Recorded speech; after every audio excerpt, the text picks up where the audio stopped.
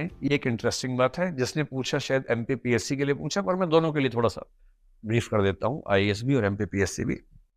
Answer writing skills की शुरुआत answer लिखने के बहुत पहले होती है।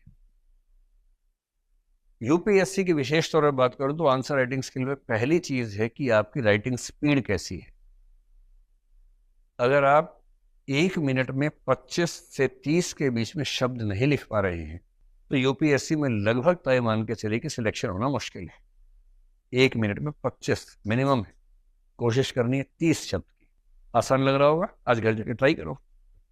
अभी आप लोगों की स्पीड अमूमन 15 से 20 के बीच में होगी, और यदि 18 की स्पीड है और 18 से 25 या 30 तक जाना है तो ये काम कम से कम 6 से 8 महीने की मेहनत का है। रोज मेहनत करेंगे तो होगा। 1 मिनट में 25 शब्द का सिंपल मतलब है 8 मिनट में 200 शब्द।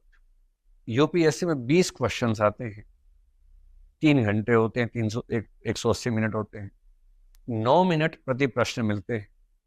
1 मिनट सोचने में, ड्राफ्टिंग करने में, सिनॉप्सिस बनाने में लग जाता है, तो मिलते हैं 8 मिनट प्रति प्रश्न। किसी भी वजह से अगर स्थिति ऐसी बन गई है कि 8 ही मिनट बचे हैं और 3 प्रश्न बचे हैं, मैं यहां भी सलाह दूंगा, अगर आपको तीनों सवाल आते हैं, अच्छे बुरे जैसे भी आते हैं, तीनों में बराबर समय बांट लीजिए। 3 मिनट 3 मिनट 2 मिनट करके उत्तर बनाइए, केवल एक प्रश्न लिख के मत आइए।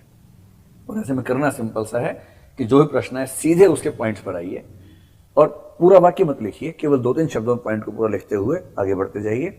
और पेज भरा हुआ सा दिखे, नंबर 1 लिखिए, थोड़ा गैप देके नंबर 2, फिर थोड़ा गैप देके नंबर 3, 4, 5 पेज पर लीजिए। सेकंड पेज पर नंबर 6, 7 लिख के नीचे क्रॉस लगाइए। बस परीक्षक को ये एहसास हो कि आपने 1-1.5 पेज का उत्तर लिखा है, जबकि मैं दावे से कह रहा हूं कि ऐसा उत्तर लिखने के लिए आपको मुश्किल से 1.5 मिनट चाहिए, 5 मिनट 8 मिनट नहीं चाहिए। और जब आप इन तीनों प्रश्नों का उत्तर लिख के आएंगे तो कितने भी खराब नंबर मिलेंगे वो उससे बेहतर होंगे जो एक प्रश्न 8 मिनट में लिखने से मिलते। इसलिए जहां तक संभव हो सारे प्रश्नों को अटेम्प्ट